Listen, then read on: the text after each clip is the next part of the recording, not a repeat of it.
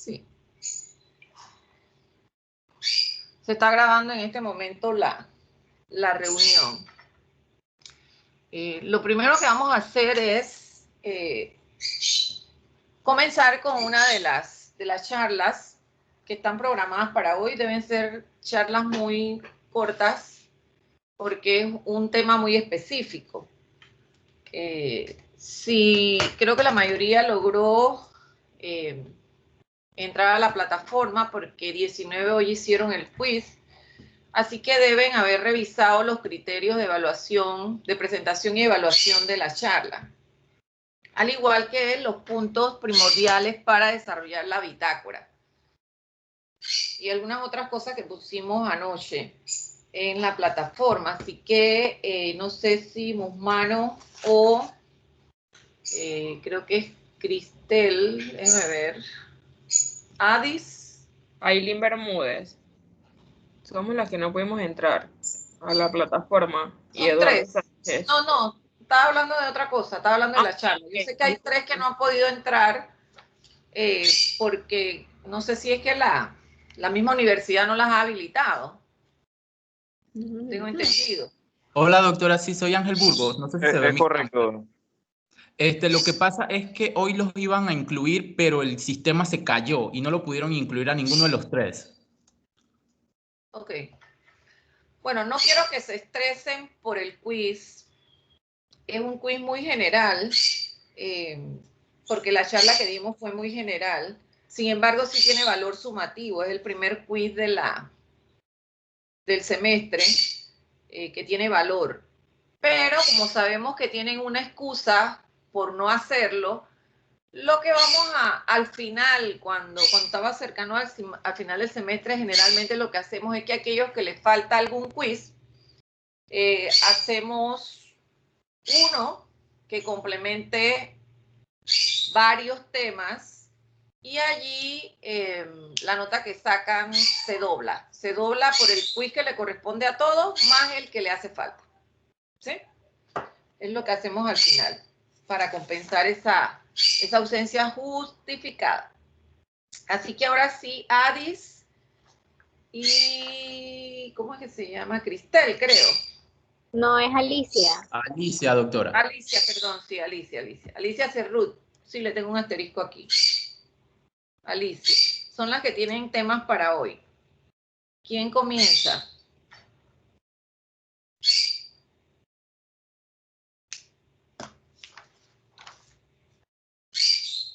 Escala de coma de grado. Ok. Buenas tardes, doctoras y compañeros. Hoy voy a exponerle acerca de la escala de Glasgow y su variante de la escala. Una pequeña introducción: es una escala que progresivamente ha ocupado un papel central en las guías clínicas, prácticamente en todos lados la podemos ver. Se ha convertido en un componente integral de los sistemas de salud de puntuación para las víctimas de trauma o enfermedad grave. Es una herramienta reconocida internacionalmente. Esta evalúa 2 aspectos de la conciencia: el estado de alerta, o sea, que consiste en estar en el entorno donde se encuentra, el estado cognitivo, que demuestra la comprensión de lo que ha dicho el evaluador a través de una capacidad por parte de la persona para obedecer órdenes. Aquí tenemos la escala de tiempos. Aquí podemos ver que fue diseñada por neurocirujanos, los neurocirujanos ingleses del Hospital Glasgow, que es Graham Tresley y Brian Jennett, a publicarla en el año 1974 en la revista The Lancet Neurology.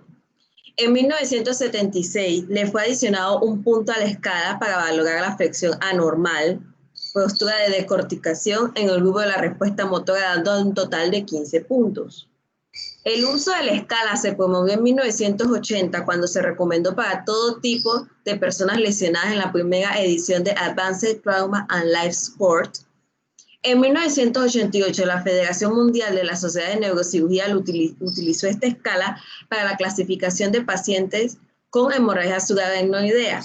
Y en el 2014 The Lancet Neurology informó que la escala de Glasgow estaba siendo utilizada por neurocirujanos y otras disciplinas, especialmente urgencias, en más de 80 países en todo el mundo y ha sido traducida al idioma nacional en un 74%.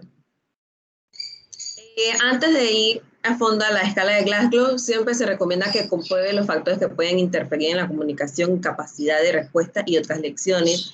Observar la apertura de los ojos, el contenido del discurso y los movimientos del lado derecho e izquierdo.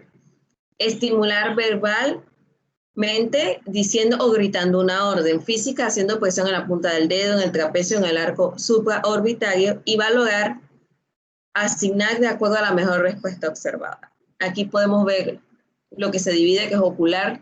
Existe la escala que no es valorable, cerrados por un factor a nivel local. Tenemos la más alta, que es la espontánea, que se abre ante un estímulo al sonido después que el evaluador emite una orden a presión, o sea que se siente un tacto en la punta del dedo, puede abrirlo, o ninguna que no abre los ojos bajo ningún factor y no hay nada que interfiera. Tenemos la verbal, que también hay una sesión que no es valorable, por ejemplo, cuando está entubado. Verbal es que, orientado es que dice correctamente el nombre, lugar y fecha. Confuso, no orientado, una comunicación coherente. Palabras, cuando dice palabras sueltas o intangibles. Sonidos, gemidos y quejidos, ninguna, no se oye respuesta y no hay factor que interfiera. La motora, no valorable si tiene parálisis u otro factor limitante. Por ejemplo, un paciente psiquiátrico que está amarrado, no se le puede evaluar mucho. 6, si obedece órdenes en ambos lados. 5, si localiza y lleva la mano por encima de la clavícula estimulada. Flexión normal, dobla el brazo sobre el codo rápido. Flexión anormal, que esta fue lo que se agregó y fue que subió al valor de 15 puntos. Dobla el brazo sobre el codo, característica normal. 2, si tiene una leve extensión de los brazos. Y ninguna si no mueve ni los brazos ni las piernas y no hay factor que interfiera.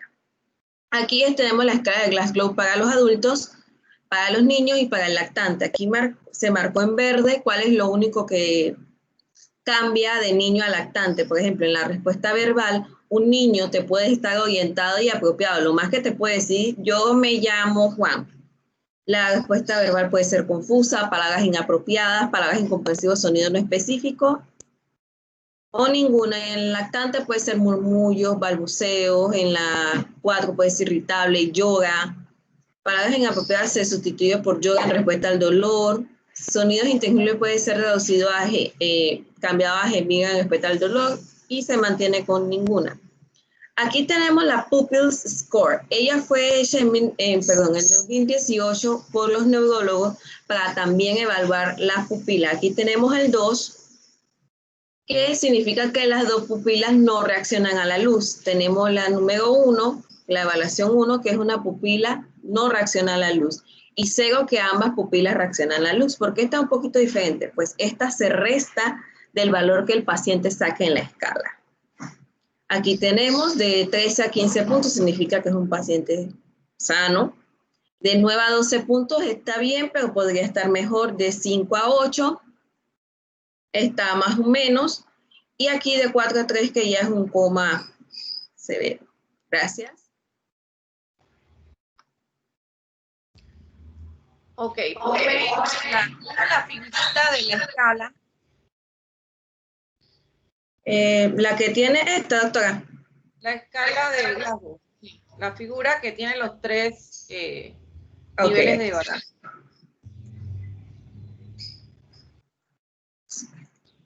Ahí está, doctora. No, no se ve. Ah, de momento. Uh-huh.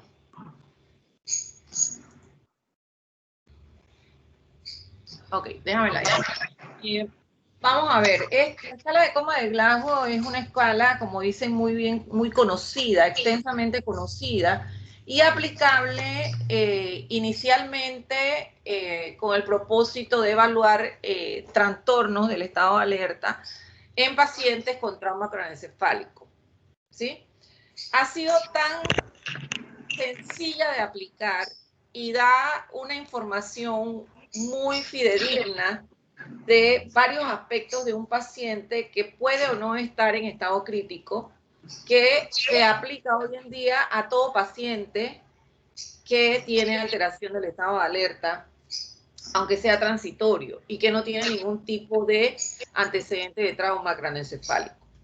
Incluso la literatura describe que es una escala que hoy en día se abusa de su aplicación y por ende de su resultado. Y es muy cierto, porque nosotros a diario, cuando estamos recibiendo la presentación de los médicos internos, y al evaluar o leer o escuchar la presentación de la historia clínica, ellos ponen en lo que le llamamos inspección general, escala de Glasgow 15-15.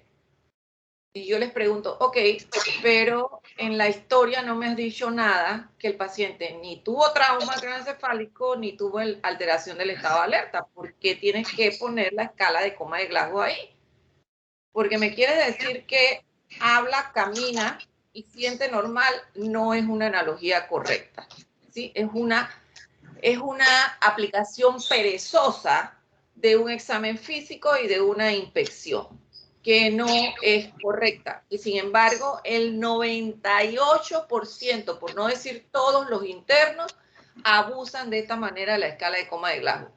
Los internos, los nuevos médicos, no les gusta escribir, a pesar de que es la herramienta principal en la evaluación final, la descripción final de la condición de un paciente que nos llevó a un diagnóstico y que nos fundamenta un tratamiento específico. Y en primera y en última instancia nos protege de un problema médico legal. Entonces hay que escribir, y hay que escribir y describir bien todas las cosas en su lugar, ¿sí? Espero que mis estudiantes de propedéutica recuerden esto cuando estás haciendo una historia clínica. Porque todavía cuando son médicos internos, dependen de una nota para pasar con éxito cada rotación que realizan. Y esto forma parte del desarrollo correcto de las actividades dentro de la rotación. Entonces yo te pregunto, ya que es una herramienta que ustedes tienen que haber leído y releído y escuchado, a pesar de que en el último año no han hecho prácticas, en los años anteriores han sido bendecidos porque han hecho sus rotaciones en las otras materias antes de este año. A ver, Ashley. Diga. Ashley. Una palabra, dime, ¿qué valora o qué evalúa la escala de coma de Glasgow? Bueno, evalúa tres.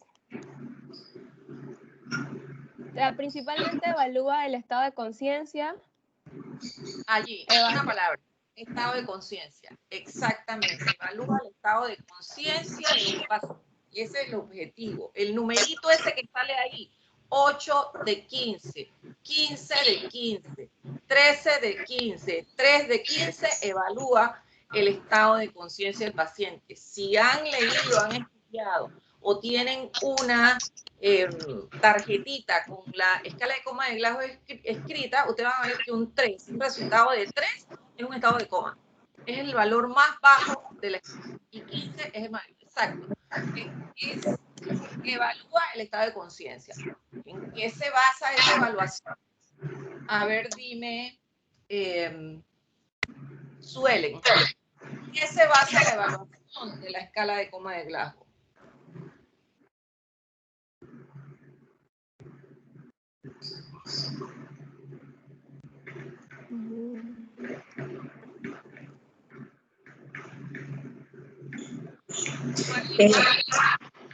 Doctora, yo allí en la diapositiva había puesto una página web que tiene, que es como una actividad interactiva con la escala de Glasgow, o sea, podemos probar cómo ponerle a todos los pacientes. No tenemos tiempo, eso lo vas a poner eso lo pones en la plataforma, porque igual como dice la plataforma, tu charla tienes que ponerla y creo que hice el espacio allí para que lo suban y todos tengan acceso. Lo único que vas a tener que incluir aquellas cosas que hemos puntualizado hoy para que todo el mundo lo recuerde en un futuro o lo repase en un futuro, ¿no?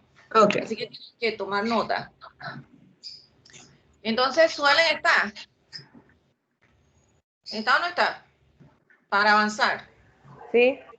Ok, Suelen. ¿En qué se basa la evaluación de la escala de coma de Glasgow?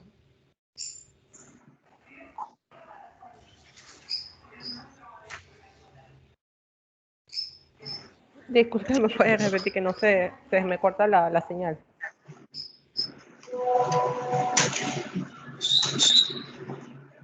¿Quién sabe?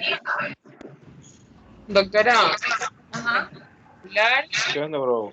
Vale y la motora. Neurocognitiva. No se O escucha. sea, evalúa básicamente las funciones neurocognitivas. Ajá, pero Percepción. ¿qué evalúa? ¿Qué evalúa en una forma práctica? Como si estuvieses haciendo la evaluación del paciente. La respuesta verbal. La No, respuesta exacto, verbal. la respuesta verbal, Ocular y la motora. ¿Quién habló? Tienen que identificarse. Ariel Alemán. Ariel, ok. Ajá. Habla un poquito más alto porque yo al menos no te oigo bien. Se evalúa la respuesta verbal, la ocular y la motora. Ok, y ahí le vamos a agregar una cualificación, que es la mejor respuesta ocular, la mejor respuesta verbal y la mejor respuesta motora, ¿sí? Eso es lo que vamos a aplicar como el valor principal de cada uno de los niveles de evaluación que vamos a hacer, la mejor, para poder verificar que el paciente está mejorando o está empeorando, ¿sí? Porque para eso es la escala, no es un número estático, es un número dinámico. Y para poder tener un valor clínico de la escala, ese numerito que nos da, ¿qué información nos está dando el paciente? Y no me vayan a repetir que nos está evaluando el estado de conciencia y el estado neurocognitivo del paciente o motor. No, eso es obvio. Pero ¿qué información me da en cuanto al estado clínico del paciente que yo puedo utilizar a futuro? A futuro inmediato, por supuesto. A ver, ¿quién sabe? El pronóstico del paciente. ¿Qué más? Esa es una de las cosas. ¿Qué más? Para la clínica de ese paciente me dice el pronóstico. Ya yo sé que si tiene un Glasgow de 9, ¿sí? Entonces ese paciente tengo que meterle cabeza, tengo que hacer muchas cosas con ese paciente para superar el 9, ¿sí? Que quiere decir que va a mejorar. Tiene un pronóstico regular a bueno, ¿sí? Entonces, además de pronóstico, ¿qué me va a dar? Doctora, la gravedad y la estabilidad de mi paciente. Y no tanto la estabilidad, me va a dar el nivel de gravedad de mi paciente, ¿sí? ¿Y qué más? Un tercer punto.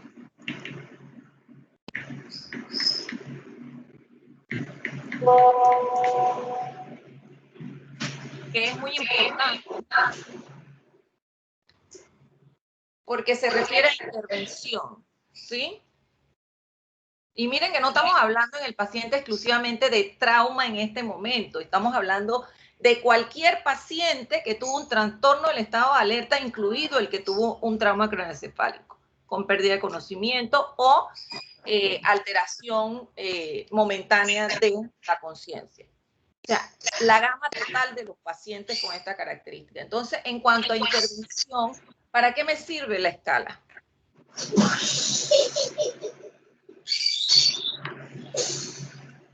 Nos ayudaría a determinar si un paciente puede ser entubado o no. Exacto, manejo de vía aérea, ¿sí? Manejo de vía aérea porque ya está establecido a nivel internacional y en forma general que todo paciente con un Glasgow menor de 9, estamos hablando de 8, tenemos que asegurar la vía aérea. No podemos ponerle un catéter, una máscara. Ese es un paciente que hay que asegurar la permeabilidad de la vía aérea para asegurar una ventilación y una perfusión adecuada. Entonces, estas tres cosas son importantes en que en la destreza adquirida y el conocimiento de la escala de coma de Glasgow. Entonces, para ir un poquito más rápido, ¿sí? La escala ha sido tan buena que ha tenido algunas modificaciones.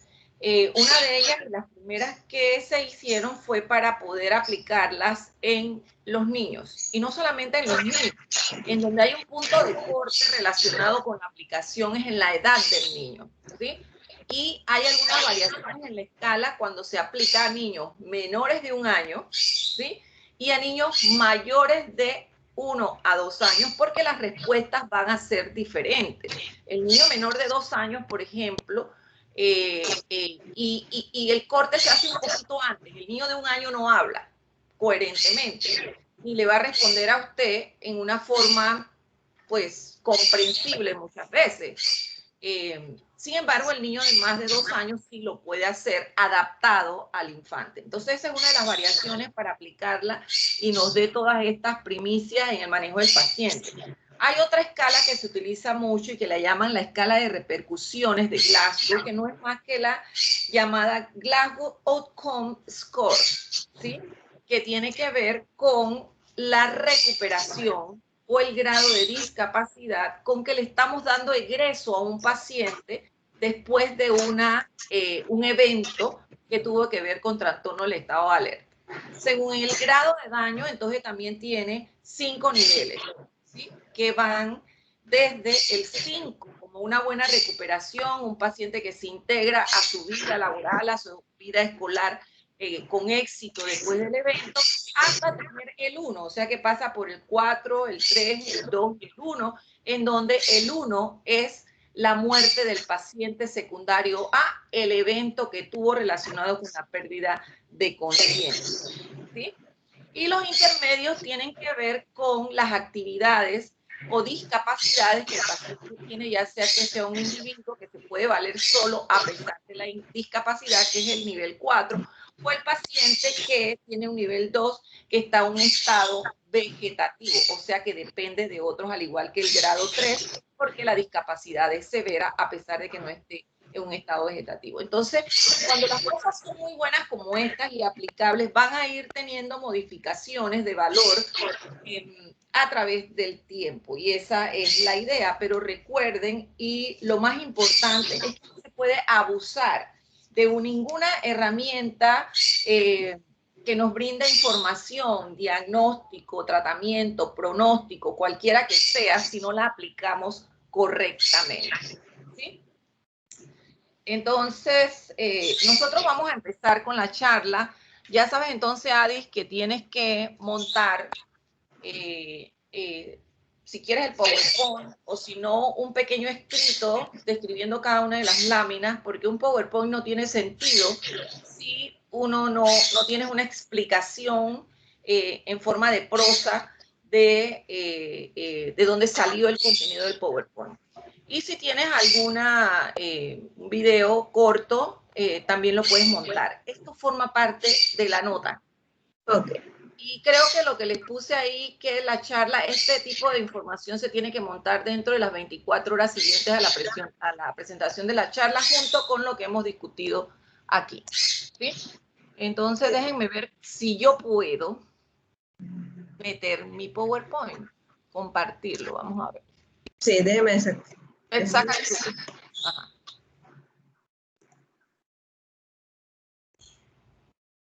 Ok, vamos a ver si...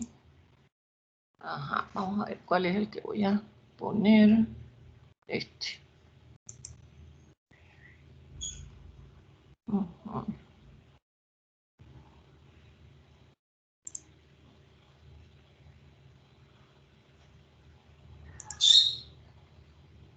Ok, ¿están viendo el PowerPoint? ¿Sí? Sí, doctor.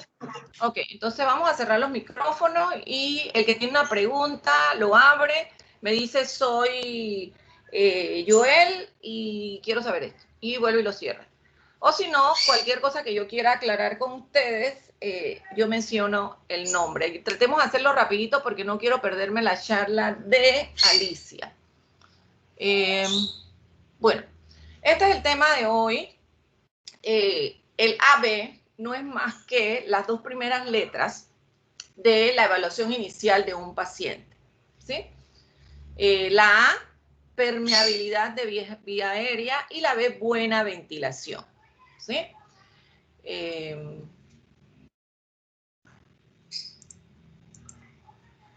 Prioridades que tenemos que aprender, recordar y mantener durante el curso de la charla es que debemos reconocer que el paciente tiene un problema de vía aérea o de ventilación y perfusión o de ambos, ¿sí? Y que en la medida que conozcamos e identifiquemos signos de obstrucción que tienen que ver con la permeabilidad de la vía aérea y signos de mala ventilación o inadecuada ventilación en relación con la perfusión, entonces vamos a reconocer que existe un problema. Este problema puede ser debido a un trauma craneofacial, o puede ser debido a cualquier otra enfermedad que involucre el sistema respiratorio, el sistema pulmonar o sistema cardiopulmonar, o un evento extremo crítico del paciente, ¿sí? Pero tenemos que reconocer el problema primero. También tenemos que reconocer si la intubación, si decidimos proteger esa vía aérea, si la intubación es difícil en ese paciente. Y miren que no lo puse de último, intubación difícil, porque yo tengo que reconocer si el paciente puede tener un catéter, puede tener una máscara y resolver, puedo manejarle la vía aérea en forma básica con posiciones específicas, o es que de primera instancia mi abordaje es una intubación orotraqueal, pero va a ser difícil, ¿ves? Así que tengo que buscar los implementos, los insumos, incluso el recurso humano para poder lograr resolver la identificación de un problema de obstrucción o ventilación o de ambos. Tengo que saber establecer cuando el paciente tiene la necesidad de una vía aérea definitiva, ¿sí? Y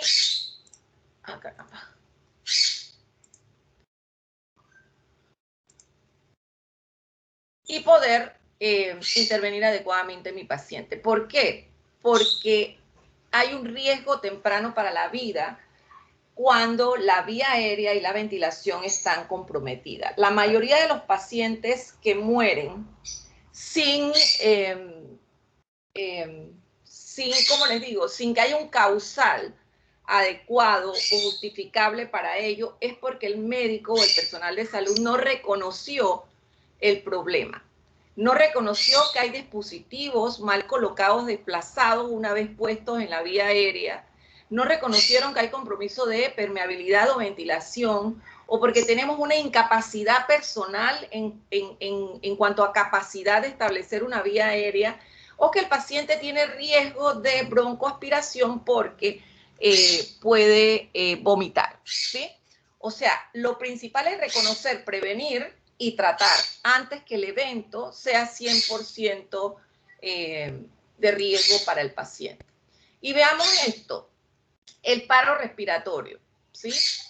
El paro respiratorio puede suceder en forma súbita por cualquier etiología del paciente, incluso un paciente que está en espera de una cirugía programada, que debe ser un paciente relativamente sano para resolver un problema que se ha establecido que es quirúrgico, y tener un paro respiratorio porque se atragantó durante el almuerzo el día anterior o cuando le estaban haciendo los exámenes, ¿sí? O porque tuvo un embolismo que puede ser insidioso y que el paciente pues cayó en un paro respiratorio. Entonces yo digo, el paro respiratorio, ¿cuál es la característica del paro respiratorio? Que el paciente tiene pulso, ¿sí? El paciente tiene pulso, el paciente no ha muerto. Entonces la primera maniobra que tenemos que hacer con este paciente, como lo ve el dibujito aquí, es identificar si tiene pulso. Abrir la vía aérea con cualquiera de las maniobras básicas de apertura de la vía aérea, que le voy a preguntar a Ana Victoria. Ana, ¿qué maniobra básica de apertura de la vía aérea para propiciar la permeabilidad de la vía aérea y la respiración tú conoces?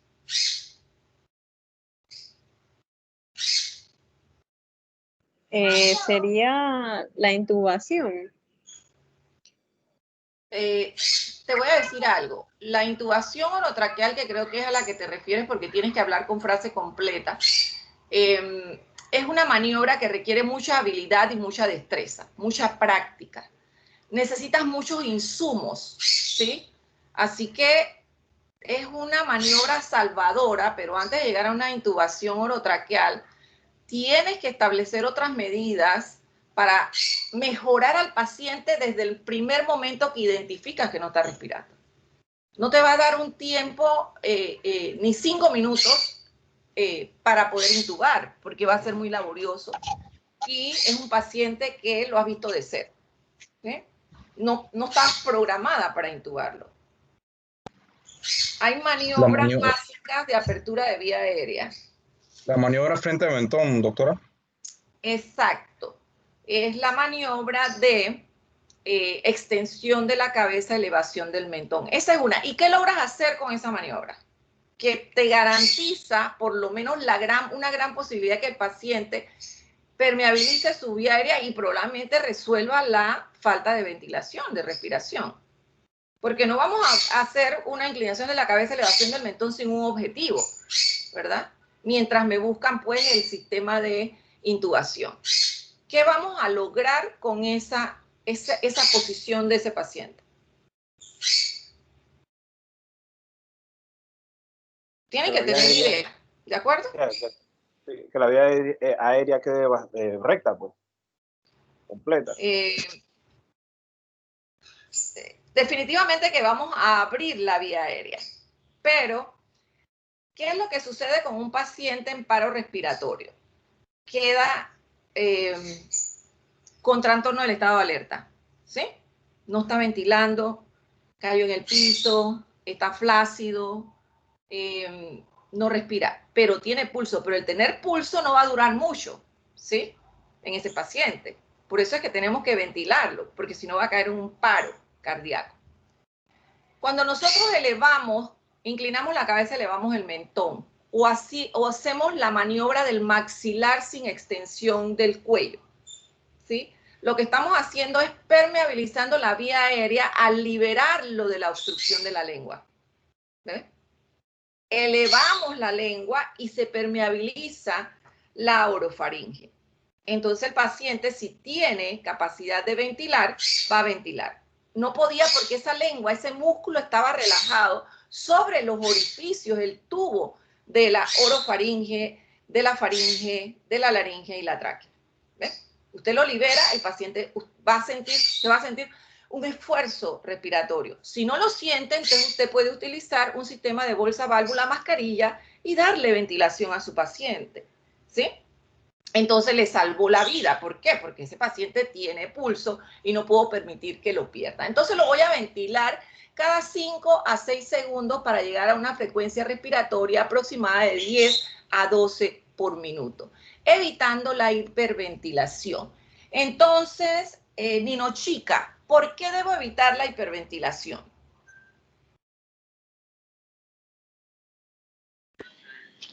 Para evitar la broncoaspiración.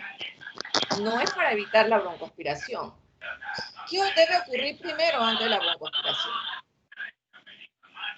Ahí estamos como que fue primero, el huevo o la gallina, ¿no? En este caso, lo primero creo yo que fue el huevo.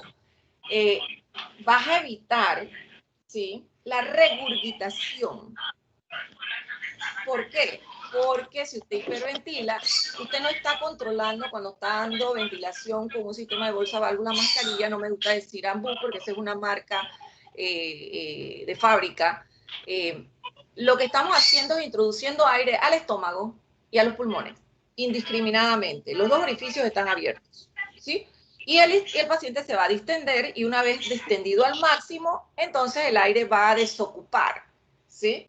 Va a desocupar el estómago y va a regurgitar alimento hacia las vías aéreas, pues por la boca, pero antes de pasar a la boca pasa por una vía aérea que usted está manipulando. Entonces evitar la hiperventilación evita la distensión gástrica por aire que usted mismo está insuflando y por ende la regurgitación de alimento, el vómito y el riesgo enorme de una broncoaspiración. Entonces también le tiene que aplicar oxígeno al 100% y por supuesto tener a mano en el tiempo más corto posible el uso de dispositivos complementarios de la vía aérea, que no solamente es el tubo endotraqueal, podemos usar una máscara laringea, un tubo laringio, podemos usar unos dispositivos naso u orofaringeos, dependiendo pues de nuestra valoración y de la recuperación de la respiración espontánea en este paciente. Entonces, quiero que se den cuenta de una cosa, que con una sola diapositiva y una sola figurita y un caso clínico relacionado con paro cardiorrespiratorio, que no es lo que nosotros queremos plantear, surge toda una dinámica de conocimiento médico y responsabilidad médica con ese paciente y ese conocimiento que nosotros tenemos. Eso es lo que quiero que ustedes integren en la clase de urgencias médicas. Porque mis respuestas no son, por ejemplo, ¿por qué debo evitar la hiperventilación? Porque el paciente va a tener broncoaspiración. Esa no es la respuesta. ¿Se dieron cuenta? Y quiero que me respondan, aunque sea aquí que le estoy viendo la cara a varios. Porque ustedes se la tienen que creer. Si ustedes no me creen, díganmelo, ¿verdad? Y refútenme lo que diga, porque ustedes ya están a punto de ir a un hospital. Ya sea que hagan práctica clínica o no, van a tener que ir a un hospital en el 2021. Y estas son las cosas que se le van a presentar en sala como interno, sin un residente y sin un funcionario. ¿Por qué ocurre? Así que cualquier cosa pregunten y unámonos en la participación de esta dinámica de clase que... Doctora. Ajá, dígame. Una preguntita ya que habla de que podemos comentarle. ¿Se puede hacer preguntas con respecto al quiz? Ahorita no. Ahorita no, ok. No. Estamos en la clase y quiero terminarla. Listo. Y a mí me es difícil terminar una clase porque yo no doy una clase textual. Ok. ¿Sí? Porque eso lo pueden coger ustedes en un libro. ¿Ven? Entonces, conceptos básicos que tenemos que saber para todo paciente, no solamente para la clase de manejo de vía aérea, es reconocer, acordarnos, tener apuntado lo que usted quiera, lo que corresponde a una respiración normal para poder catalogarla que no es normal. Que una frecuencia respiratoria normal va entre 12 a 16, pero no es literal. Podemos tener un paciente con una frecuencia respiratoria de 18 y 20 y también es normal. Pero los libros nos dicen a nosotros de 12 a 16. Si usted tiene un paciente con una frecuencia respiratoria de 20, 22, no va a correr a asistirle la ventilación ni la respiración clínicamente. Una frecuencia respiratoria mayor de 20, ¿sí? Lo dice la literatura, le llaman taquipnea, pero realmente la taquipnea la consideramos cuando está alrededor de 30 por minuto. Ese es un paciente que usted le está viendo que el tórax a través de la ropa se mueve rápidamente y no solamente puede tener una combinación de movimientos respiratorios rápidos y también signos de un esfuerzo respiratorio adicional. Cuando tenemos una frecuencia respiratoria menor de 12, hablamos de bradipnea, eso sí es un poco más lógico, aunque tenemos personas que tienen una frecuencia respiratoria muy cercana a 12 y no están en ningún compromiso de la respiración. La frecuencia respiratoria menor de 6 ya le llaman hipoventilación porque es muy lenta, así que no está llegando y probablemente esté relacionada con un evento de gravedad desde el paciente o un paciente que tiene cansancio de su dinámica respiratoria, sus músculos respiratorios. El volumen corriente efectivo de un paciente generalmente es entre 8 a 10 mililitros por kilo. Esto es importante cuando hablamos de la cantidad de aire que le estamos proveyendo al paciente cuando usamos un sistema de bolsa, válvula, mascarilla en la reanimación del paciente. Entonces, otro concepto que tenemos que saber es qué es dificultad respiratoria, la cual puede ir de un grado leve a un grado grave. Y es el estado clínico caracterizado por el aumento del esfuerzo respiratorio asociado a una frecuencia respiratoria anormal. ¿Esto qué quiere decir? Si yo tengo un paciente con aleteo nasal, con retracción intercostal, supraclavicular, supraesternal, que además veo que está pálido, sudoroso y que tiene una frecuencia respiratoria de 6. Entonces, ¿tiene dificultad respiratoria? Pues claro que sí, sí la tiene. Ese paciente está cansado a nivel estructural de su caja torácica, que ya no tiene una frecuencia efectiva, pero probablemente es tiene una respiración profunda, porque quiere respirar y quiere sobrevivir. Entonces, él también tiene dificultad respiratoria, porque generalmente asociamos dificultad respiratoria al paciente disneico, no al paciente que está con hipoventilación, con poco trabajo de la caja torácica. Entonces, otro concepto que tenemos que tener claro es la insuficiencia respiratoria. Cuando hablamos de insuficiencia respiratoria, hablamos de fisiología, ¿sí? Y la fisiología no se ve, ¿sí? No se ve en la estructura, en la economía del paciente. Y es un estado clínico caracterizado por una oxigenación y perfusión inadecuada que lleva a hipoxemia e hipercapnia. Entonces, cuando yo hablo de insuficiencia respiratoria, mínimo tengo que tener algún parámetro objetivo de la ventilación y de la perfusión de ese paciente. Entonces yo le pregunto a Walter, ¿qué parámetro objetivo tú podrías tener, ya sea clínico o que te da algún sistema de un aparatito o de estos de, ¿cómo le digo? Aparatos que se han creado para medir parámetros respiratorios del paciente que tú conoces? Y ya te digo, ya sea un signo clínico o una respuesta de uno de estos aparatitos que usamos. Un monitor, pues, en el monitor. Por ejemplo, la saturación de oxígeno. Sí, ese es uno que está muy de moda hoy, el saturómetro, la saturación de oxígeno.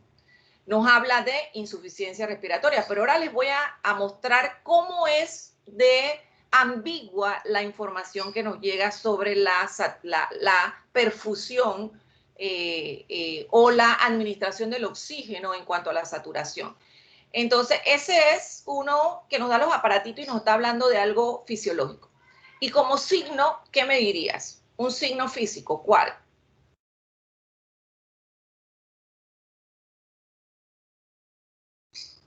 ¿Quién sabe? Cianosis. ¿Qué cosa? Uy. Cianosis. Cianosis, sí. La cianosis es un trastorno de mala perfusión. Pero qué tristeza que la cianosis es un trastorno de perfusión terminal, ¿sí? Ha pasado muchas horas en que el paciente no pudieron resolverle su problema de ventilación, oxigenación o permeabilidad de vías aéreas de paciente que está muriendo. Ese es un estado terminal de oxigenación de tejidos, ¿sí? Así que es mal pronóstico. Uno de los más tempranos es la palidez del paciente, la frialdad. Sí, el llenado capilar. Excelente, doctor. El llenado capilar, que nada más es apretar un poquitito sin que cause dolor y ver los segundos que demora en tomar nuevamente el color de la uña del lecho unguial o la misma piel en el paciente. Excelente, doctor. ¿Quién habló? Eduardo Sánchez. Eduardo. Excelente, Eduardo. Entonces, tenemos que reconocer a aquel paciente que está en hipoxia, que está en hipercapnia y que está en hipoxemia. Entonces, hay signos sistémicos que nos dicen que el paciente nos dice, estoy mal, tienes que ayudarme. Y típicamente el paciente que está en hipoxia por cualquier situación está agitado, está desesperado, no coopera, ¿sí? Está consciente, pero no quiere que lo toques, no quiere sentarse, no quiere acostarse y está necio. Entonces, cuando usted ve a un paciente así, que usted ya le tiene un diagnóstico, neumonía, epilepsia, que tuvo episodio convulsivo, trauma, infección de cualquier tipo, y no quiere cooperar a pesar de que usted piensa que está con un glajo de 15-15 por mal utilizarlo, ¿sí? Entonces vea el nivel de oxígeno de ese paciente, ¿sí? La hipercapnia, que no es más que la retención de CO2 a nivel sanguíneo, es lo contrario, adormece al paciente. Tenemos un paciente que estaba bien, consciente, orientado, alerta, obedecía y de repente se la pasa durmiendo, está letargado. Entonces ve a ver cómo están las concentraciones de CO2 en ese paciente. Y la hipoxemia, como les dije, a nivel terminal, pues es un paciente crónicamente, y no estamos hablando crónico que hace un mes, que hace 2 semanas, que hace... No, estos cambios de cianosis se van a presentar en la medida que esté comprometida la fisiología sistémicamente de ese paciente, ¿sí? Porque yo puedo tener un paciente con cianosis crónicamente y está consciente, orientado, deambulando. El típico paciente con tuberculosis, con cavernas, con dedos en palillo de tambor, el paciente, el EPOC crónico, que ya tiene lesiones, va a vivir con cianosis periférica, ¿ve? Que se va a acentuar en la medida que se agrave o se reagudice su cuadro. Entonces, estamos hablando del paciente agudo, de urgencia, que requiere una intervención, una identificación del problema puntual y oportuna. Entonces, definiciones, vamos a ver. Vía aérea definitiva.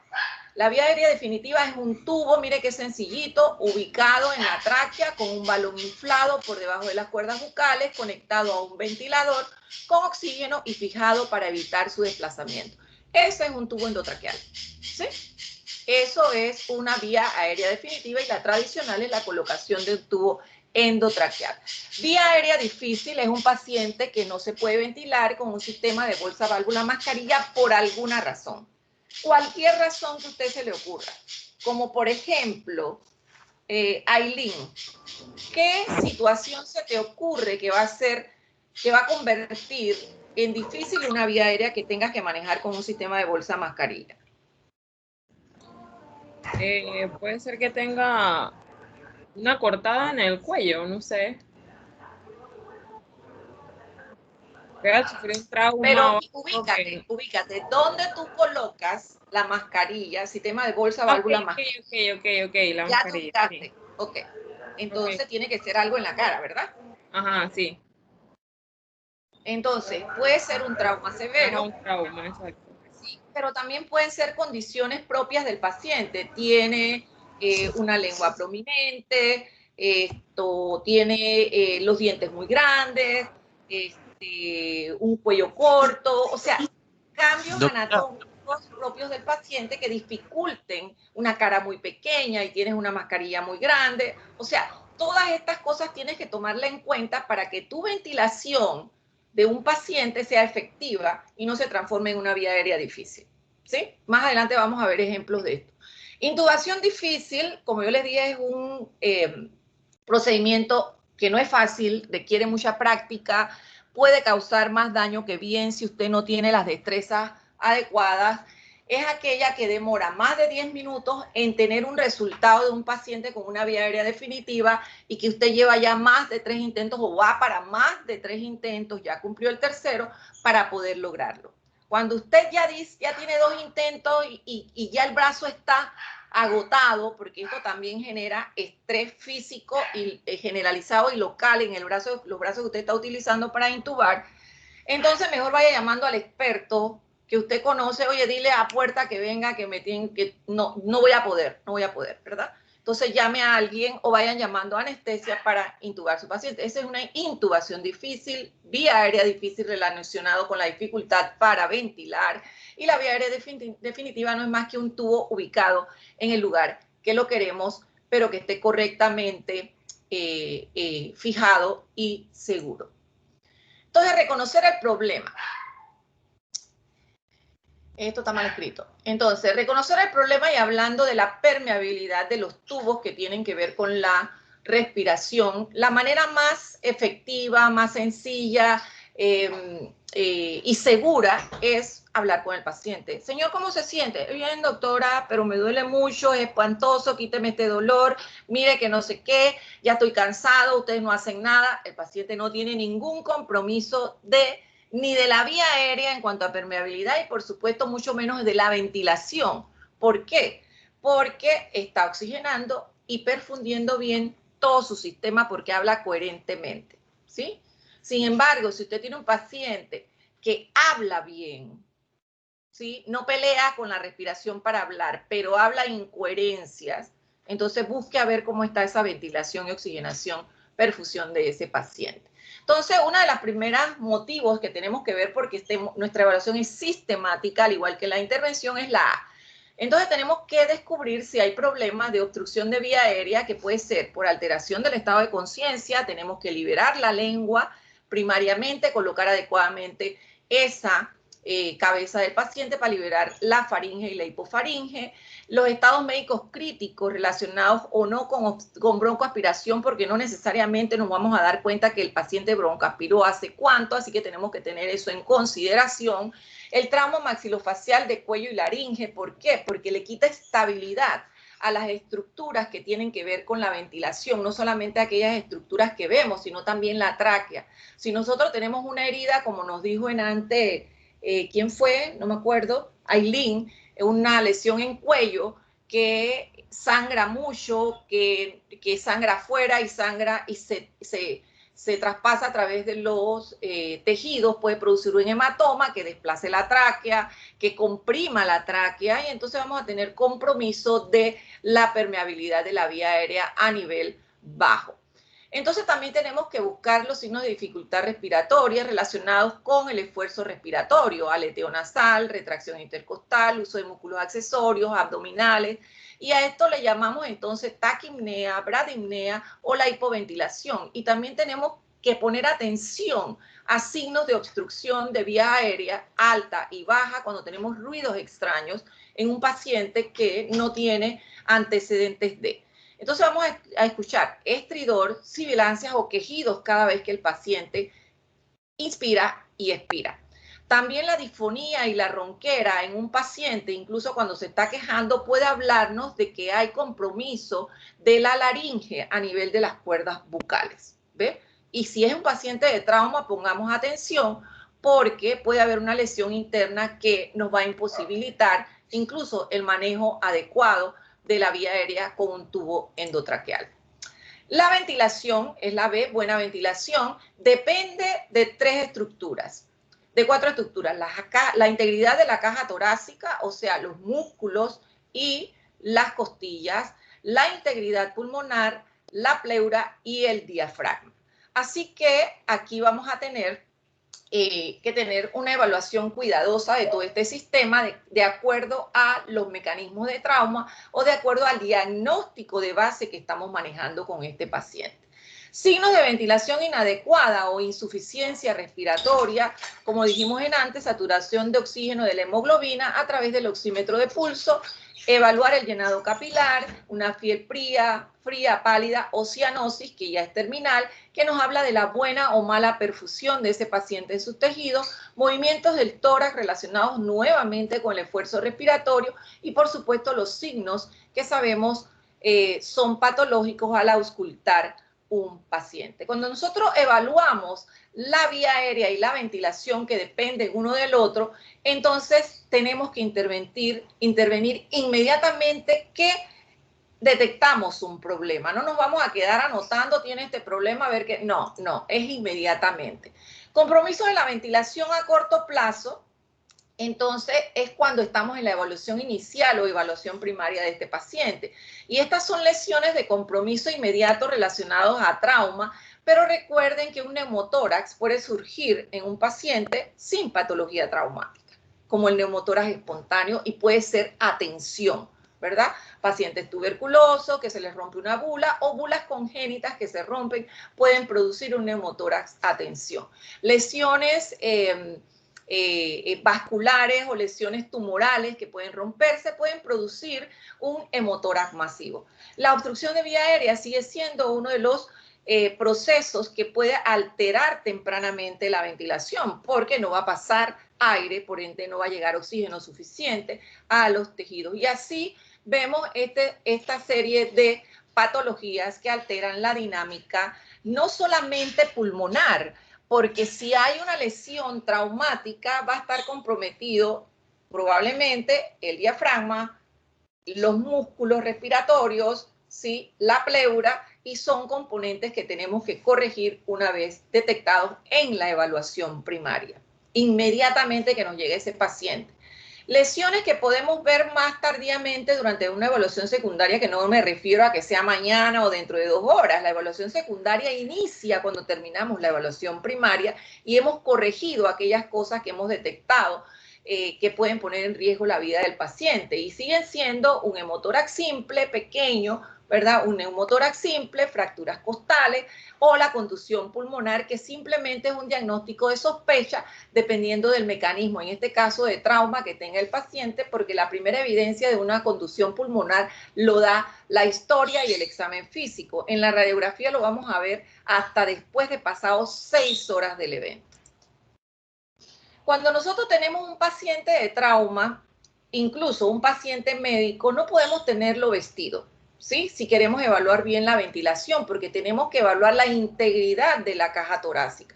Entonces, cuando tenemos lesiones por arriba de lo que es la cintura escapular, las clavículas, como esto, tenemos que pensar que puede haber una lesión de la vía aérea y de la columna cervical. Y no podemos hacer ninguna maniobra sin fijar esa columna cervical y sin evaluar la vía aérea superior.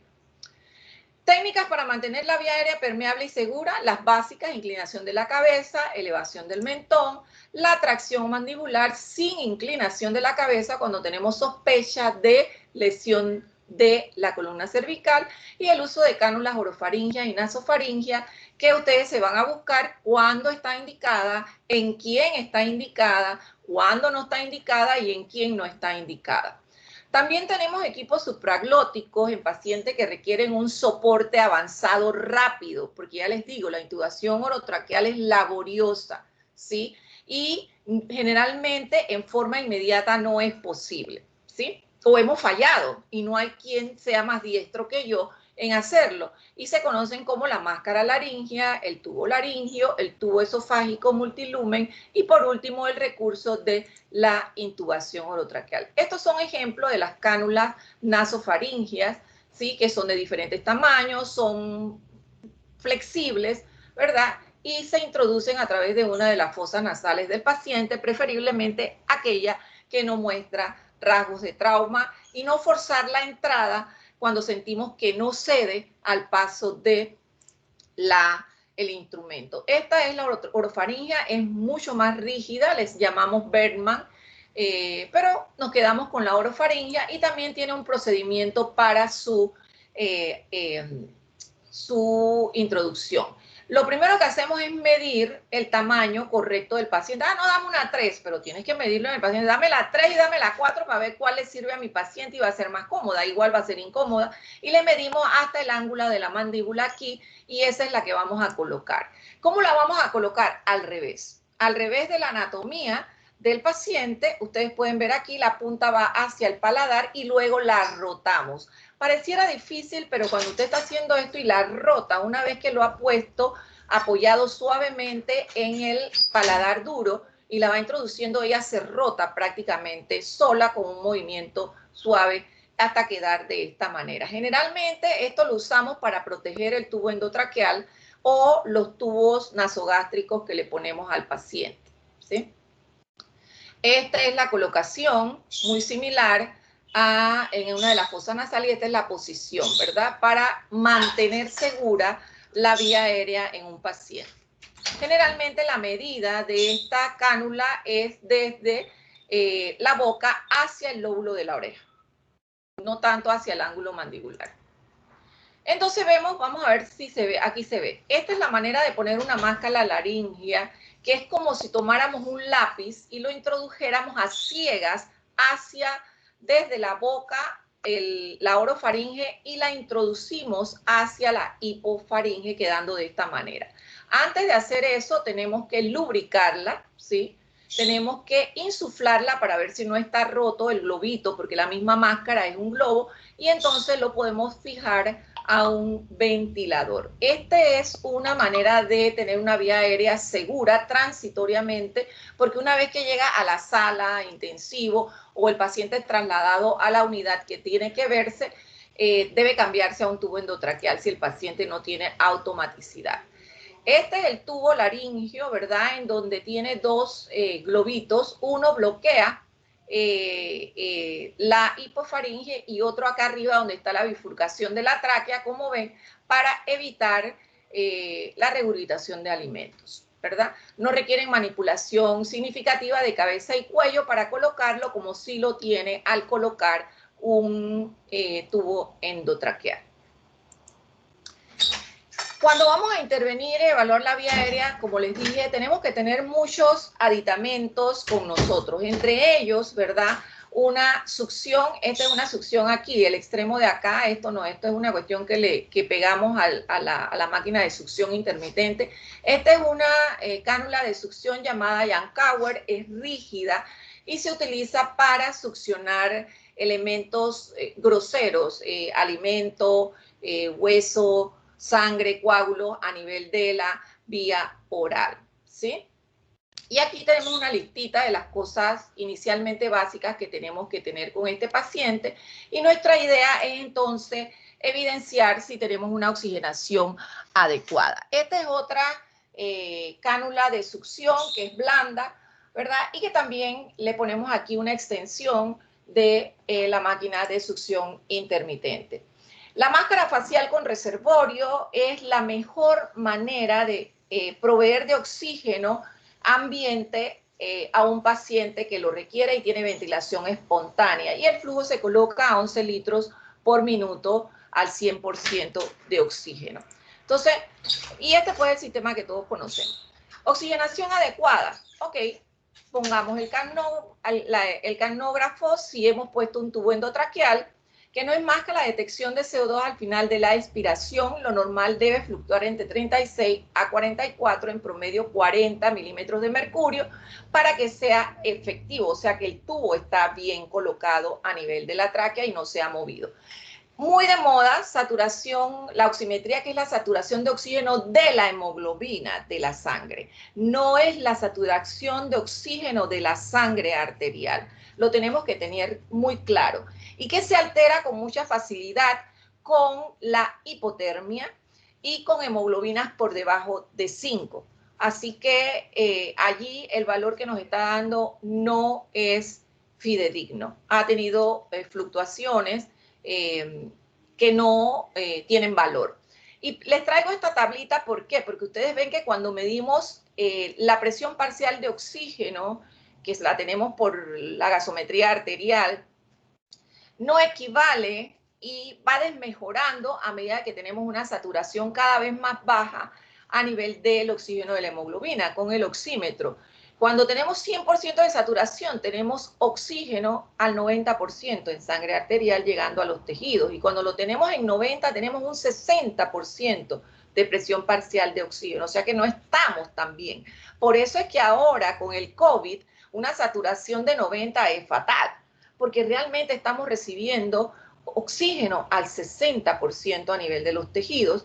Y cuando lo tenemos por arriba de un 94%, estamos pues ahí entre el 90, 91, peleando con eso, así que 94% ya es bajo a nivel de sangre arterial.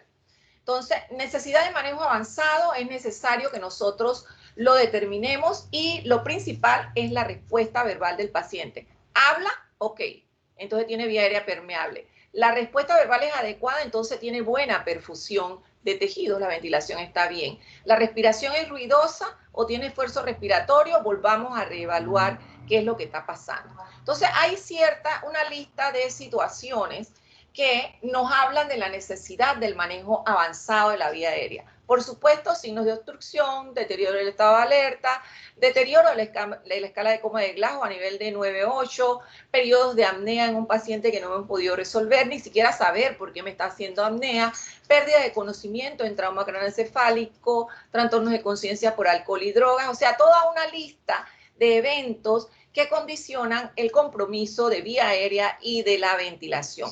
Cuando estamos dando ventilación con bolsa, válvula, mascarilla y no logramos que esa saturación esté por arriba de 94, es ineficaz, entonces tenemos que proceder a intubar y tomar decisiones con este paciente. Fracturas múltiples en un paciente condiciona el tórax inestable, así que ese paciente no va a ventilar adecuadamente, tenemos que intubar y por supuesto hacer otras cosas con ese tórax. Frecuencias respiratorias superiores a 30, menores a 10, y mucho más si son inferiores o cercanas a 6, hablan de hipoventilación. Riesgo de broncoaspiración, una vía aérea difícil, tenemos que resolverla rápidamente. Y si es un paciente senil con una enfermedad pulmonar, pues tenemos que pensar en la intubación. Entonces, estas son las situaciones que tenemos que reconocer. Vía aérea, ventilación y estado neurológico del paciente. Vía aérea definitiva es lo que conocemos como una intubación oro o nasotraqueal, o una vía quirúrgica que sería la cricotiroidotomía o la traqueostomía. La intubación nasal solamente la podemos hacer en el paciente que respira. Si no, no la podemos hacer, y por supuesto que no tenga lesión de el aspecto central de la cara, lo que es la nariz, y que no sospechemos que tenga una fractura de base de cráneo. Y la cricotiroidotomía en relación con la traqueostomía se puede hacer en el servicio de urgencia, es más rápida, sangra menos y pone en riesgo, en menor riesgo al paciente, porque es una maniobra sencilla que se puede hacer con una aguja o con un bisturí y es transitoria. No puedes quedarte con un paciente con una cricotiroidotomía por horas, sino que más bien es una maniobra salvadora de vida, porque no se puede realizar una intubación orotraqueal en el paciente. Son las 5:10. ¿Ustedes tienen clase? Bueno. A las 5:30, doctora. A las 5:30, ok. Tengo unos Una minutos preguntita, ahí. doctora. Ajá. Aquí en este punto, la traqueostomía y la ¿están indicadas para algo específico? Por ejemplo, shock anafiláctico o algo así, que esté cerrada la vía aérea, o se puede variar. Yo aprendí el audio y ya te está respondiendo. Bueno, sí, si tú tienes un shock anafiláctico que involucra la formación de un edema importante, incluso visualmente, pues las mucosas de la vía aérea se cierran. Y te voy a hablar de algo. Hay que proceder con un paciente gran quemado, por ejemplo, que inhaló, que estuvo en un lugar cerrado, se va a edematizar porque se quema el tejido de las vías respiratorias, se va a edematizar rápidamente la vía aérea y va a estar muy friable. Friable quiere decir que tú no puedes tocar eso con un tubo porque lo vas a desbaratar, ¿sí? Entonces no puedes hacer una intubación tardía, y tardía puede ser 1 hora después. Si tú tienes un paciente que te están trasladando y te dicen, doctora, le vamos a trasladar a un paciente con un gran quemado que estuvo en un área y lo sacamos, tiene 70% de su, más de 25% ya es un gran quemado, tiene 70% de superficie corporal quemada, tiene chamuscado todo el pelo, y tú le dices, no me lo traigas si no lo intubas. Así. No me lo traigas, porque se va a morir. Tienes que traérmelo intubado. ¿De acuerdo? ¿Por qué? Porque se va a edematizar la vía aérea. Y ahí es donde va. No hay una tabla mágica, una tabla preestablecida para que tú digas, a este paciente lo voy a intubar. Ese es un criterio de evaluación individual entre ese paciente y el equipo médico, ¿sí? Por eso es que se le presentan todas estas alternativas, porque de todas usted tiene que elegir la que es más oportuna.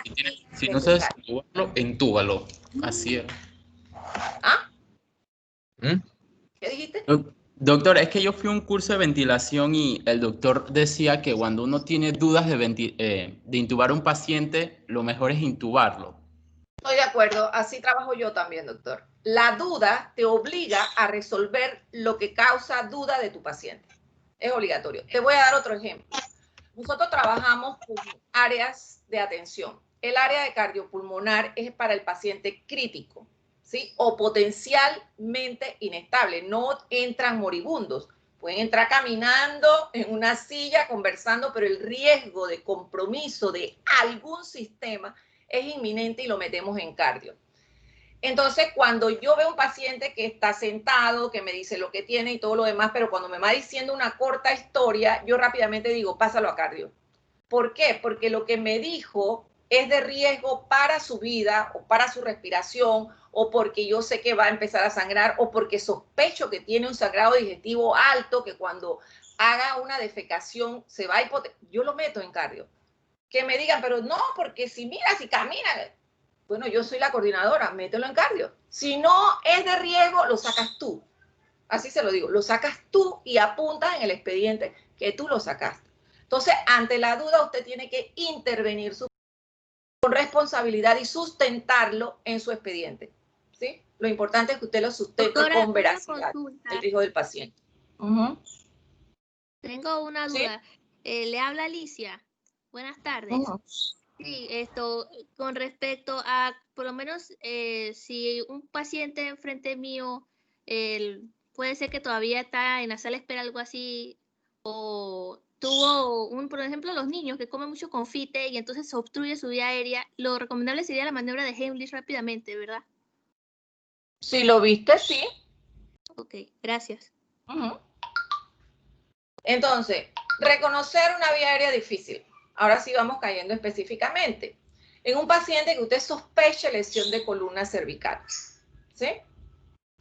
¿Por qué? Porque no puedes maniobrar libremente esa vía aérea sin poner en riesgo la inestabilidad de esa columna. El trauma maxilofacial severo, la limitación de la apertura bucal, eso es anatómico en el paciente, el obeso mórbido, ¿verdad? Hace una vía aérea difícil y variaciones anatómicas per se. Mire este paciente, ¿sí? Esta es una vía aérea difícil. Yo no voy a ponerle un tubo a ese paciente, yo voy a llamar anestesia, porque los anestesiólogos son expertos en vía aérea definitiva y difícil. Primero, lo van a sedar, segundo, lo van a despertar y tienen mayor posibilidad de éxito en una intubación. Este es un obeso, se le ve la boca pequeña, tiene un cuello corto, no tiene ni mentón, entonces va a ser una vía aérea difícil, ¿sí? Entonces usted mejor llame al anestesiólogo o al experto. Este paciente, ¿sí? Rápidamente llame al anestesiólogo. Es más, le van a mandar a ese paciente, diga al anestesiólogo que venga, que va a tener un paciente que va a llegar con un compromiso inminente, a ver si nos da chance de intubar. Entonces, no necesariamente le va a llegar así, pero se va a poner así este paciente. Yo he visto pacientes así, que han trasladado de colon específicamente y sin intubar. Y corriendo hemos tenido que llamar a anestesia para poder que le salve la vida y no tengamos que hacerle una cricotiroidotomía, que también vamos a encontrar los tejidos ventilatorios bajos, comprometidos, y va a ser un lío y vamos a tener que mandarlo al salón de operaciones.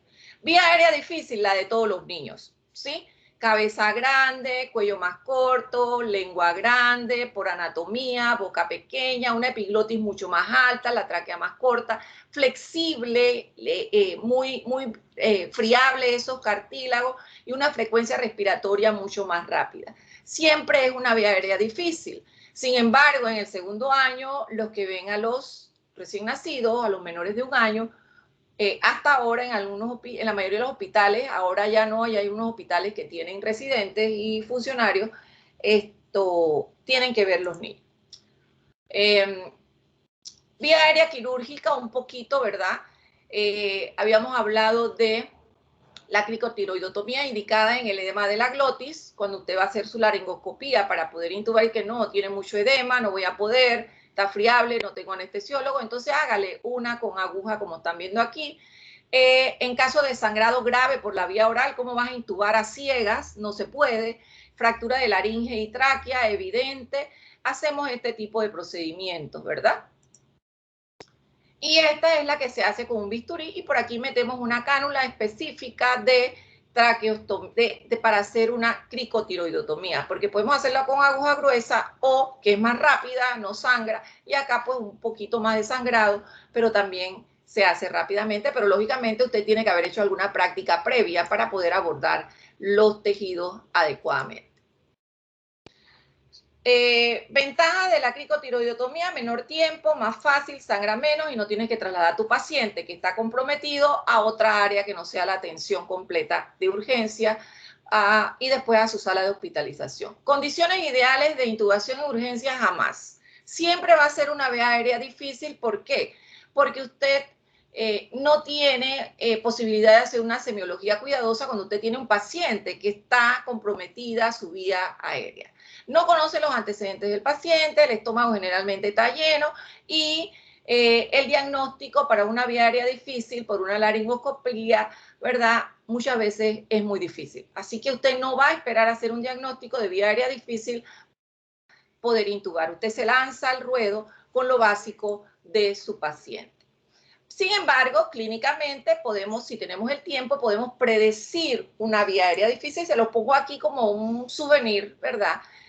Lo primero en urgencia es la clínica, ¿verdad? Usted ve su paciente obeso, con un mentón corto, con una lengua grande, con unos dientes enormes, ¿verdad? O ve un paciente con una lesión maxilofacial severa, ya es una vía aérea difícil. Si no, entonces usted tiene el tiempo y mira a este paciente, si vamos a tener que intubar, vamos a tener que llamar anestesia. ¿Por qué? Porque la evaluación de Limón dice que tiene una lesión externa, evidente, es la L de Limón. La I hay que investigar la regla de 3-3-2, que es la alineación de los ejes de la boca, la faringe y la laringe. 3 dedos en la boca abierta de ese paciente que coopera, 3 dedos de la punta del mentón, aquí al hioides, y 2 dedos entre el cartílago tiroides, la manzana de Adán, hasta la base del mentón. Esto es normal, ¿sí? Si usted no tiene esta regla de 3-3-2, entonces es una vía aérea difícil en uno de sus componentes.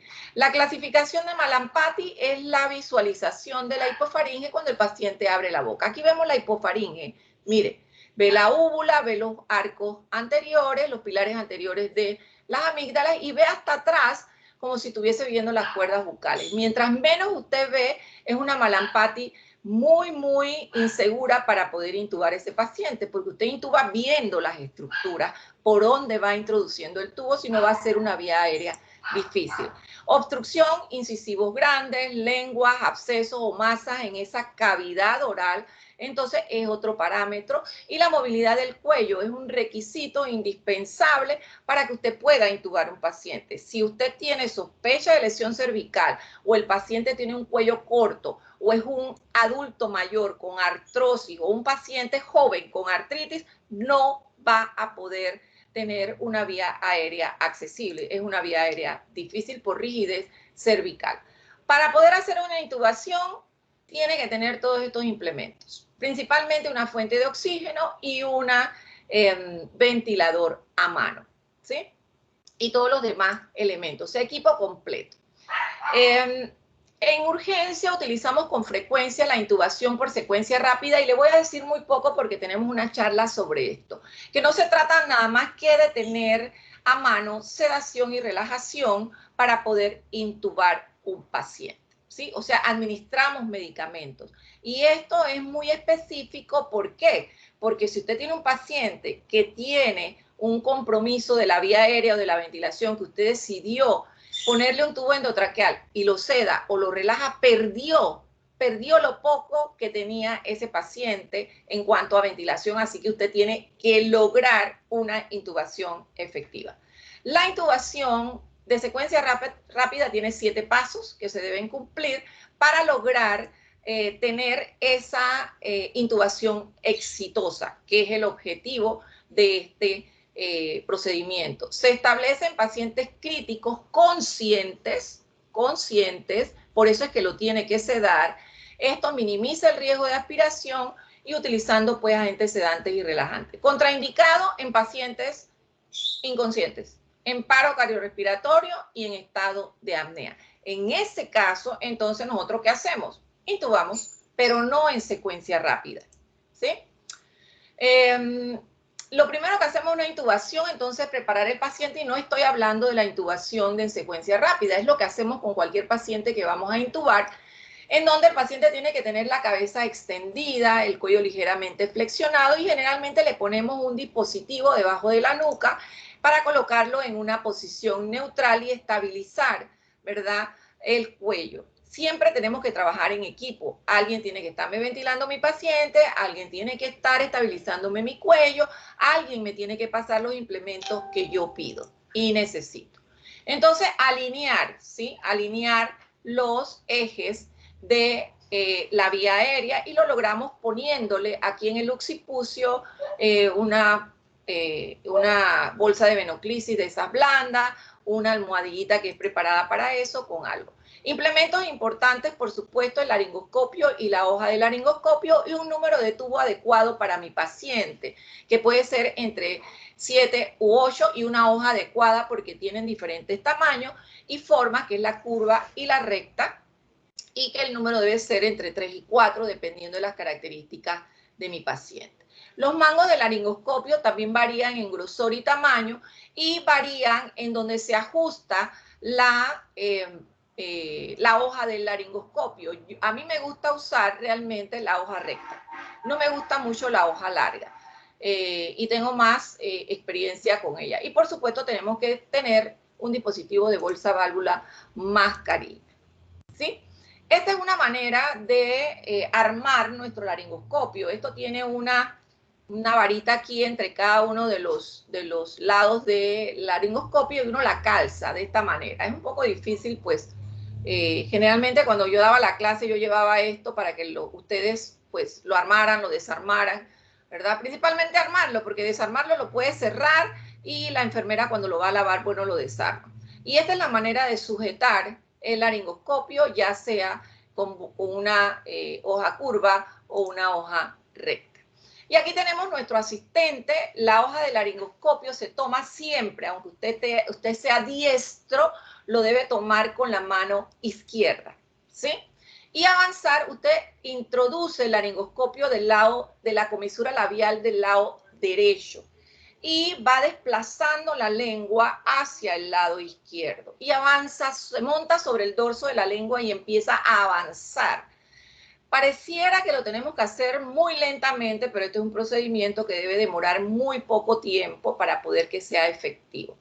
La hoja curva se desliza hacia la valécula, observando la epiglotis. Usted no lo mete así y se queda allá arriba mirando el techo, no, o mirándole la cara a su acompañante, no. Usted se va con el laringoscopio hacia la orofaringe y luego hacia la hipofaringe y va a observar con la hoja curva la valécula, la epiglotis, que se levanta. Cuando usted coloca en la valécula y levanta ese laringoscopio, ve la epiglotis, que es una guía, y con la hoja recta usted calza la epiglotis, jamás la va a ver, usted la monta, la hace invisible y no se va a ver, pero va directamente con la hoja recta a las cuerdas bucales. Aquí vemos el paciente que se está metiendo en la boca de ese paciente, porque esto tiene una lucecita, y está colocando su hoja en el lugar correcto. Cosa incorrecta de esta lámina, mire, ¿dónde tiene la mascarilla? ¿Sí? Está montado sobre el paciente sus lentes protectores. Si este paciente regurgita, pobre esta persona. Entonces son las malas costumbres que hemos tenido que retomar ahora con COVID. Ahora es una tragedia si tenemos que entubar a un paciente porque vamos a estar muy cerca de él y tenemos 1000 aditamentos encima para que nuestra piel, nuestros ojos, nuestra nariz, nuestras cosas no toquen al paciente. Y miren cómo está esta persona. Y esto fue sacado de internet, así que todo el mundo lo ve. Es lo que hacíamos antes, ¿sí? Lo que hacía mucha gente. Entonces, y no es lo que le enseñamos en la universidad. Entonces, aquí tenemos un paciente, imaginemos que aquí está la mano del ejecutor, y miren que aquí está la epiglotis calzada, nunca la va a ver, y aquí, por supuesto, deben estar las cuerdas bucales. Y aquí tenemos la epiglotis calzada, que cuando yo elevo, ¿sí? Elevo mi hoja de laringoscopio, entonces me abre para ver mis cuerdas bucales, ¿sí? Y tomo entonces con mi mano derecha mi tubo y lo introduzco nuevamente en la comisura labial derecha hacia las cuerdas bucales suavemente, porque este tubo no es 100% flexible, es más rígido o semirrígido que flexible, ¿sí? El movimiento a nivel del laringoscopio con la hoja no es un movimiento de muñeca, jamás. Usted va a formar una sola unidad entre sus dedos, agarrando, sujetando el mango del laringoscopio. La muñeca rígida no se va a mover para arriba ni para ningún lado, forma una sola unidad con el antebrazo y va a elevar la mandíbula sin apoyarse sobre los dientes porque los va a quebrar. Esto es metal, ¿sí? Y mientras usted no vea las cuerdas bucales, no va a poder introducir el tubo. No se hace a ciegas, usted tiene que introducirlo cuando vea claramente las cuerdas bucales. Doctora, disculpe, ya son las 5:30. Ok, déjame terminar que me falta poco. Entonces, ya hablamos del apalancamiento y de ver las cuerdas bucales, ¿sí? Esto es lo que vamos a ver, ¿sí? En forma de dibujito. Una vez que usted lo ve, introduce su tubo, es importante que usted coloque, lo asegure. Mire que aquí tiene el seguro porque no se debe mover el tubo, colocar su capnómetro para garantizar que está bien colocado o cuando se salga de su lugar usted pueda detectarlo fácilmente por colorimetría o por niveles de CO2 expirado y pueda medir, y esto es un niño, pero nosotros vamos a ver adultos. El tubo tiene esta cosita que es para inflar el globo. Bueno, esto debe estar a 23 centímetros del el extremo proximal del tubo endotraqueal y de la boca del paciente, 23 centímetros los varones y 21 centímetros las mujeres, y nos garantiza que está en el lugar correcto. Por supuesto, hay que comprobarlo con la auscultación en 3 puntos en los ápices pulmonares y a nivel de la burbuja gástrica y tomar una radiografía para garantizar la posición del tubo. Complicaciones, pues, debidas a lesiones, laceraciones, dientes astillados, perforación laringea, ruptura de tráquea, intubación de un solo pulmón con la consecuente atelectasia del que no está recibiendo oxígeno, ¿verdad? Hay alteración de la dinámica del paciente, en donde hay hipertensión, podemos producir por hipoxia prolongada y la mala intubación, lesión neurológica y muerte en ese paciente. No tenemos tiempo para las preguntas, no tenemos tiempo para la siguiente charla, pero nunca me arrepiento de ofrecerles un poquito más. Ailín Bermúdez, desfibrilación, Eduardo Sánchez, cardioversión, próxima clase. La próxima clase es mucho más larga que esta porque toca términos de manejo del paciente a nivel cardiopulmonar en urgencias, así que vamos a ver cómo hacemos. Pero la primera charla va a ser la de Alicia. ¿Sí? ¿Alguna pregunta rápida para que se vayan? Sí, empezamos un ¿No se poco puede más empezar más temprano, doctora, la clase? más temprano para que se pueda... Sí, creo que sí puedo salir Porque más ahorita temprano. estamos tocando con la urología y la urología ya empezó, ya el doctor está ahí. Ok, entonces me escriben como ¿cuánto? ¿Media hora? ¿O una hora? No sé. Sí, una hora antes de empezar. ¿Sí? Tendría Una que hora cambiar puede el ser, sí. calendario porque... Ajá. A las 3. Perfecto. Si usted Sí, puede, Pero puede ser. miren, yo les garantizo que puedo empezar más temprano, pero a veces creo que no voy a poder porque yo vengo del hospital, ¿sí? No, Entonces, sería la excepción con esta clase que es más larga. sí, yo les aviso si no puedo entrar a las 3, ¿de acuerdo? Y entonces entraríamos 3:15, 3:30. Sí, puedes dejarlo en ese rango. Listo, pues chicos. Así que va a poner tardanza. Gracias, doctora. Chao, doctora, Chao. gracias. Chao, doctora. Chao. Bye. Muchas gracias, doctora. Nos vemos. Revisen la plataforma. Chao. ¿Quién me habla? Ailín.